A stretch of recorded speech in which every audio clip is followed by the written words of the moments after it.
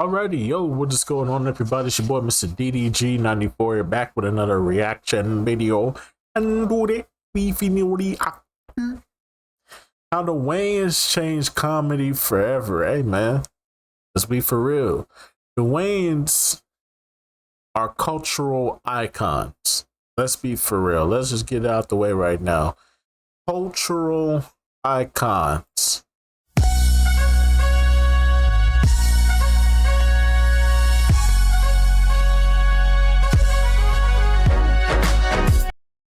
Most definitely. They cultural icons, man. They made the NFL make the halftime show of the Super Bowl a fucking spectacle. Yo, the barriers they broke down for many other successful black comedians to have their own shows, whether it be of the sitcom variety or the skit Saturday Night Live formula. They opened the door for a lot of people, man. And they definitely changed comedy forever, man. They made fun of all these, all these hood movies and shit from the 90s. They took them all and made fun of them. Then they made fun of the horror genre. That's what they do, man. They broke down barriers, man. These are some of the most creative black geniuses, you know what I'm saying? Black creators we got, man. So that's why I'm very interested in seeing what they're gonna do with Scary Movie 6. But anyways, though, without further ado, let's get right into it. In the late 90s to early 2000s, comedy was fun, safe, and predictable. But then the Wayans dropped one movie, and everything changed forever. They influenced an entire wave of films, and they pushed boundaries which many never dared to push. The Wayans broke what Hollywood considered good comedy at the time. They didn't just make hit comedies, they reshaped the genre, sparked an industry trend, and proved that bold, creator-driven comedies could dominate Hollywood. Not only that, they created material that is still relevant 2 decades after its release. But how did just one family achieve this? Before the Wayans' big breakthrough, you have to go back to a completely different environment. The Wayans family didn't grow up around the entertainment industry. They grew up as 10 siblings living in public housing in Manhattan, New York. There were no connections waiting for them, and no clear path into Hollywood. What they had instead was proximity, to each other, to struggle, and to constant noise. My mom had a great sense of humor. My dad had a great sense of humor when he was not stressed out, but you didn't. Comedy was allowed, you know. In this environment, comedy became more than just entertainment for the family. It became a tool, a way to stand out in a room full of voices, a way to process tension and to be seen. And at the center of all this was Keenen Ivory Wayans, who would become the architect of what the family eventually built. Keenen started his career with stand-up comedy in the late 70s to early 80s, and most of his brothers would soon come to follow. This is where the first shaping of the Wayans family started. In his stand-up material, Keenen focused heavy on race, media stereotypes, and Hollywood exclusion. After a while, Keenen started gaining more and more traction, so he did what everybody does when they want to find more opportunities. He moved to Los Angeles. But he wasn't arriving as a star. He was just an observer, learning how the industry worked, where decisions were made, and more importantly, who controlled those decisions. Because very early on, Keenen realized something that would shape everything that followed. Talent gets you in the room, but control determines what happens next. Even though Keenen was the brother who was moving the needle at this time, Damon was the one who got the biggest opportunity first.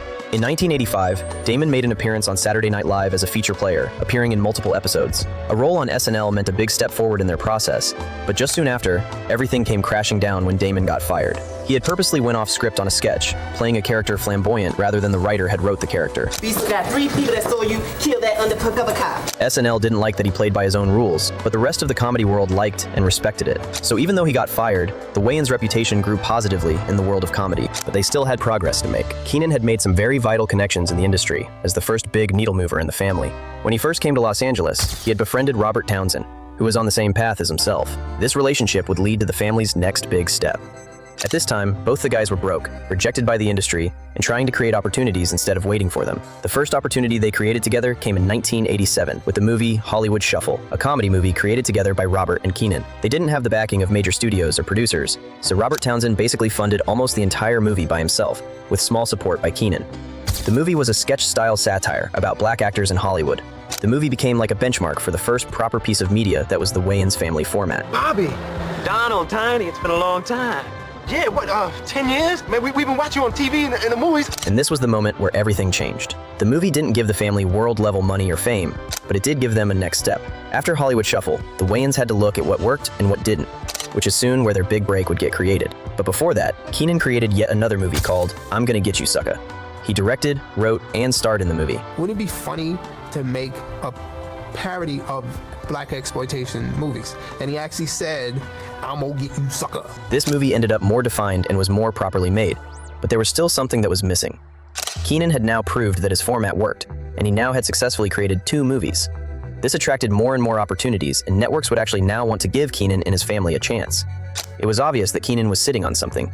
He just needed to properly execute it. So based on the success that he had just showed in the last few years, Keenan pitched a sketch show to Fox Networks. This is where Keenan brought his entire family to the spotlight, all together working on the show In Living Color. Premiered 1990, and the show introduced a bunch of the Wayans siblings, such as Damon, Sean, Kim, Dwayne, and Marlon. When the show debuted, it didn't just feel new, it felt disruptive. Sketch comedy at the time was still largely defined by tradition. The bigger shows, like Saturday Night Live, followed a rhythm audiences understood. It was setup, escalation, and punchline. In Living Color ignored that rhythm. It moved faster, layered jokes, and switched tone mid-sketch, and it targeted subjects that network television often avoided, like race, media, cultural stereotypes, not carefully, but to Let's just call it for what it is, bro. In Living Color took it there. Let's keep it real. They took it there. They didn't hold no punches. They went after anybody and everybody. They didn't give a fuck who you was. They didn't care if you was a friend. They didn't care if you was a foe. They didn't care if you was the biggest, toughest nigga on the block. They didn't give a fuck. They was like, we gonna get, best believe we got some material for your ass. You know what I'm saying? I think Marlon got chased around the city by a fucking I forgot his name, but the one when he did the Mr. Ugly Man. Mr. Ugly Man. When he did that skit, I think, and yeah, was it Shabba Ranks? I think it was Shabba Ranks who was chasing Marlon around the city. try to holler at him real quick, like, hey, let me holler at you though, bruh. What was that joke you was saying, my brother? But nah, let's just keep it real, bro. They took it there, bro. And they ain't give a fuck. I think it was good for the first 3 seasons. Then it just the first 3 seasons it was good. Then Fox was on that bullshit. Keenan left. The family followed, and show just went to shit. Directly. That directness made it feel dangerous in a way mainstream comedy hadn't felt in years, and it created space for performers who thrived in that environment. Jim Carrey found his break on the show as well as the Wayans, and Jim didn't just perform characters, he stretched them into something almost cartoonish, turning physical comedy into spectacle. I knew how talented this guy was, and that's just how Jim has always approached his work. Every part that Jim has ever had, whether the movie worked or didn't work or whatever, he creates. You know, he creates. He doesn't walk through anything. Jennifer Lopez was also a big part of the show. As part of the Get Jennifer Lopez up out of there. She ain't do nothing but dance. And she wasn't even that good of a dancer. They said she didn't even make it through. I think they said Rosie Perez left. Rosie Perez left to go do a movie. And Keenan was like, I kind of like her face. You know, she got a nice face. Let's give her another try. She faked it till she made it, man. Fuck out of here. Fuck Jennifer Lopez, man. She faked it till she made it, bruh. Fly Girls dance troupe, she became part of the show's identity before the world even knew her name. But behind the scenes, something else was happening. The more successful the show became, the more the network wanted to shape it to their liking. And that tension between creativity and control started to grow. For many creators, that kind of pressure leads to compromising. But for Keenan, it led to an exit, leaving the show after the 4th season. The rest of the family stayed for another season, but soon after, they canceled the show entirely. Walking away from a hit show wasn't just a business decision. It was more like a statement for the family. With a hit TV show that was now canceled, the Wayans took a step back. Following the momentum of In Living Color, Marlon and Sean created their own show called The Wayans Brothers. Yeah, that's what's up. Yeah. The show was the big introduction for Marlon and Sean, who would soon become the biggest stars from the family. It wasn't as big of a hit as In Living Color, but it was still widely successful. This show helped turn Marlon and Sean into bankable leads, and it strengthened the family brand in the industry. So this was essential for their next step. They went back to creating movies. With the previous film, I'm Gonna Get You, Sucka, Keenan wasn't just making fun of blaxploitation films, he was dissecting them. He was asking, what makes this genre recognizable? Is it the dialogue, the music, or the character archetypes? And once you isolate those pieces, what happens if if you exaggerate them.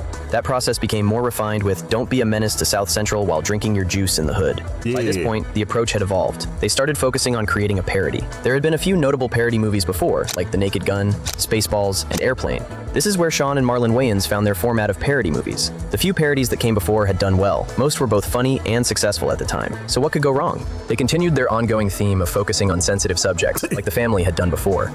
Sean and Marlon decided to parody hood movies, like Boys in the Hood, Juice, Menace to Society, and many more, hence the title. Films like Boys in the Hood and Juice carried emotional weight, but they also had structure, recurring beats, familiar character arcs, and visual language that audiences had learned to interpret. This genre of movies had become predictable, which is where the brothers sensed they could create something with the movie. But everything didn't go as planned. They had created 26 different drafts of the movie, which just proved how hard it was for Marlon and Sean to create a movie for the first time, since Keenan wasn't as involved in this project this time. Just 1 week before the shooting of the film, they realized they didn't have much material to work with. All the 26 different drafts wasn't particularly good. So in just 1 week, Sean and Marlon wrote almost the entirety of the movie, which is how Don't Be a Menace got created. All these different sketches that we getting jumped in, that became the movie of Don't Be a Menace. And hadn't we did the 26 drafts prior to that, we could have never showed up to put together that draft in 7 days and do what became the classic Don't Be a Menace. Right. At the time, these type of films didn't dominate the box office, but they didn't need to. Because what the Wayans were really building wasn't popularity, it was precision. They were learning exactly where the line was between genre and formula. Don't Be a Menace didn't exactly change the genre of comedy movies, but it gave them the idea and experience to actually do so. By the late 1990s, Hollywood had unknowingly done half the work for them already. The horror genre had come back strong. Scream reintroduced audiences to slasher films with a self-aware twist, while I Know What You Did Last Summer followed with its own commercial success. But success came with repetition, and repetition created familiarity. Audiences saw all these horror movies in the 90s and started to anticipate exactly what would happen next. And not because they had seen the movie before, but because they had seen the structure before. The phone call, the chase, the reveal. And once you can predict this structure, you're no longer fully inside the story. You're just observing it. And that's the exact moment parody becomes possible. The Wayans had now spent over a decade preparing for that moment, studying genres, identifying patterns, and understanding pacing. Now, they finally got the perfect movie to make. The movie idea actually came first from outside writers, Aaron Seltzer and Jason Friedberg. Marlon and Sean got brought in to rewrite and star in the movie, with Keenan directing it, changing the movie entirely from what the original writers had started with. They created a parody of all the predictable horror movies, taking everything that worked in Don't Be a Menace and putting it into this new film, which is where Scary Movie got created. When Scary Movie arrived, it didn't feel like a culmination, it felt like an explosion. The film opens by recreating Scream almost exactly, but within seconds, the tension is broken, twisted, and turned into something ridiculous. That pattern repeats throughout the movie. Build tension and interrupt it, replace it with absurdity. But what made it different wasn't just the jokes, it was the density. Most comedies at the time gave audiences space to recover between punchlines. Scary Movie didn't. It moved forward relentlessly, stacking jokes on top of each other, forcing the audience to stay engaged or fall behind, just like the Wayans had been doing it for years now. That pacing created a new kind of viewing experience, one where missing a joke wasn't a flaw, it was rather expected, because another one was already coming.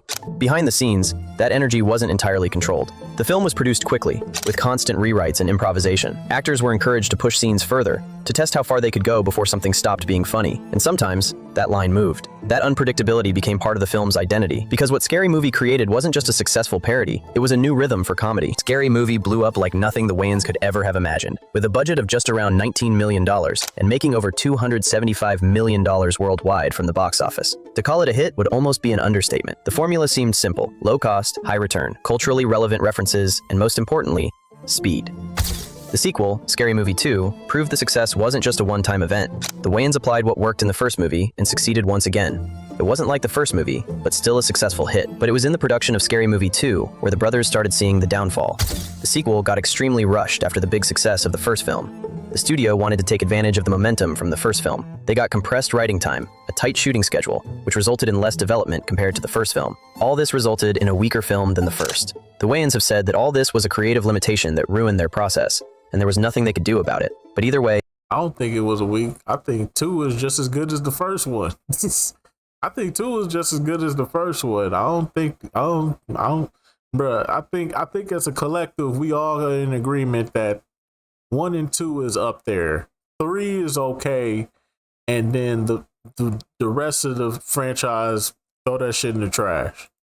they produced yet another hit with a rushed movie. The weekend of, because they seen the track and they know it was going to be huge. So we got a good deal in the second one. You know, we got 20 against 20 deal, and then Then came films like Not Another Teen Movie, which was not created or affiliated with the Wayans, but it was also another smaller hit parody film, which imitated what the Wayans did. They just applied the same approach to a different genre. For a brief moment, parody became the dominant form of comedy. But underneath that success, something subtle was changing, because what looked like a formula wasn't actually a formula, it was a process, and most studios didn't understand the difference.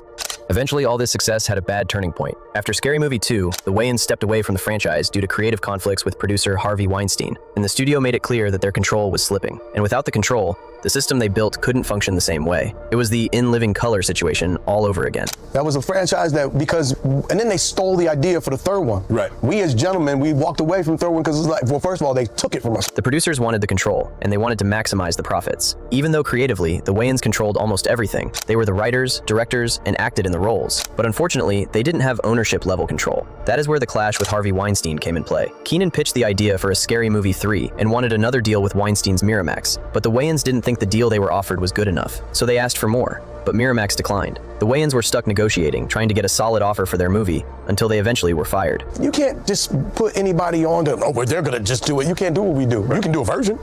And so they did the third one, took the idea, we pitched them. So the franchise still continued, because Weinstein saw the numbers the Scary Movie franchise was doing and wanted to milk every single angle that he possibly could. And that's where the shift becomes visible. Because the later films still followed the structure, but something felt different. That difference was the Wayans. They wasn't a part of it. But this don't taste like Wayans. Scary Movie 3 and 4 were proof of how much the Wayans had done in not just the franchise, but the genre. The understanding of what made the jokes work began to fade, and what had once been carefully constructed started to feel assembled. Weinstein wasn't the only producer who saw the numbers the Scary Movie franchise were doing. Every producer in comedy saw the potential these types of films had, and they thought all they had to do was put in a low effort and a low budget into making the movie, and the money would flow in naturally. But without the ingredients that the Wayans put into these films, parody movies wasn't guaranteed to work. As more parody films were released, the decline became impossible to ignore. Most parody films were rushed and made not focusing on having actual. Let's be for real, bruh. Anything after, I want to say, Scary Movie 3, ass. All of it ass. Superhero movie, ass. Epic movie, ass.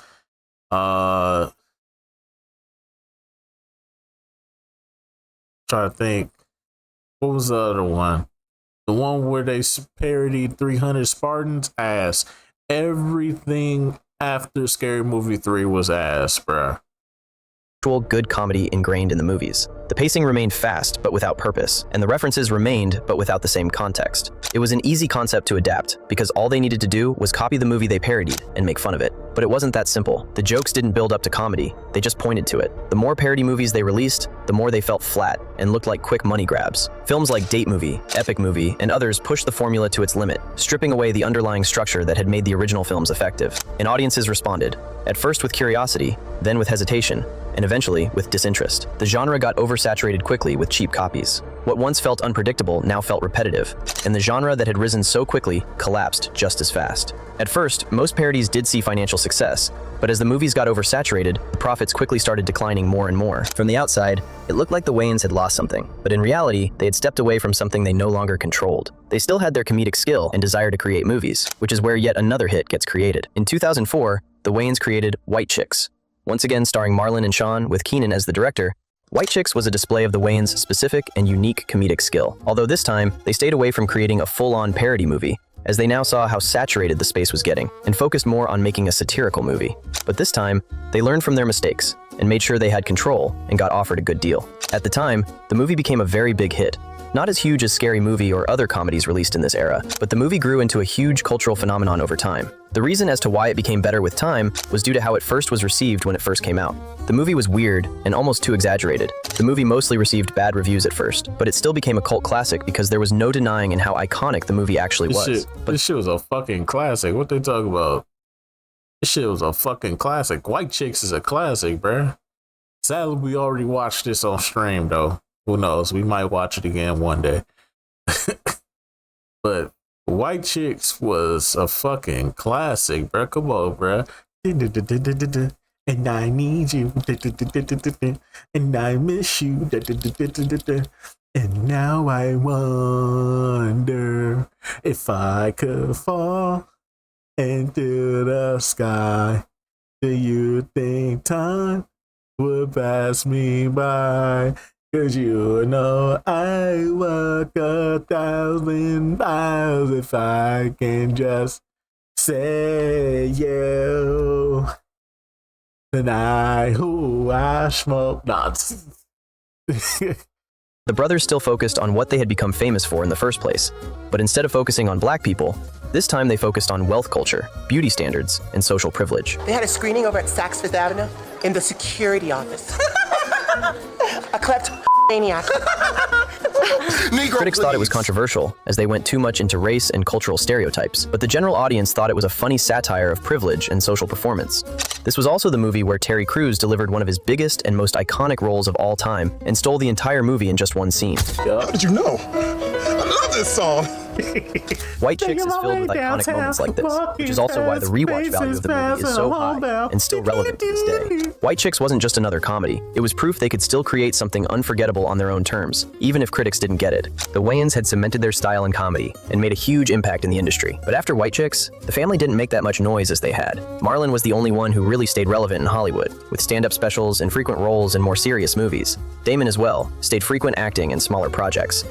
Sean took a step back and started focusing more on family, while Keenan continued working on a lot of projects behind the scenes as he previously had. Even though the decline in popular works from the family, the impact they made in the early 2000s and late 90s is still relevant to this day, which just shows how undeniable and crazy their run in the early 2000s was.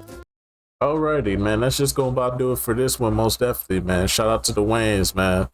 Black excellence, my brothers. Black excellence.